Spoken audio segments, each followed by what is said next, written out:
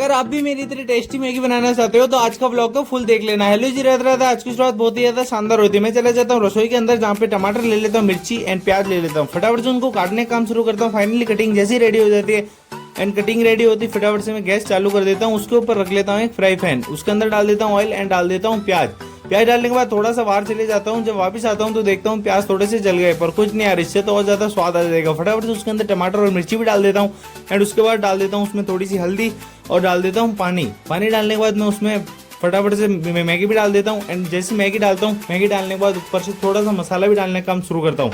Finally जैसे ही मसाला डाल देता हूँ, मसाला डालने के बाद तुम्हारे बहन सोचा कि थोड़ा सा ढक्कन भी दे देता जाए। फाइनली 2 मिनट के लिए ढक्कन दे देता हूँ एंड जब तक मैगी रेडी हो रही थी फटाफट से तुम्हारा भी थोड़ी बहुत हवाबाजी कर लेता है। अब हवाबाजी कंप्लीट हो ही जाती है और साथ ही साथ मैगी भी कंप्लीट हो जाती है।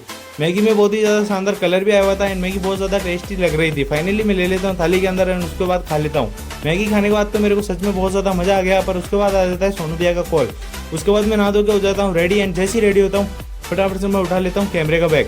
कैमरा का बैग उठाने के बाद सोनू भैया की गाड़ी उठा लेता हूँ, क्योंकि सोनू भैया को पहले ही जवाजा छोड़ के आया हुआ था। जैसे ही उठाता हूँ चला जाता हूँ एंड जवाजा पहुंच जाता हूँ। जवाजा पहुंचते मैं पहुंचता हूँ एक खेत में, जहाँ पे हमको एक इन्विटेशन वीडियो शूट करनी थी।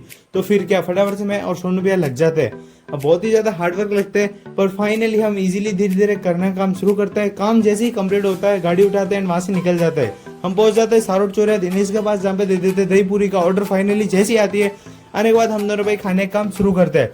फाइनली जैसे ही खाते हैं हम निकल जाते हैं, पहुंच जाते हैं पीपली का बाड़िया, जहाँ पे मैं मिलता हूँ गोविंद जी से, जिनके की एक फैंसी स्टोर की शॉप भी है। फाइनली हम वहाँ पे थोड़ी देर तक बातें करते हैं एंड बातें करने के बाद हमको निकलना था क्लाइंट के घर के लिए।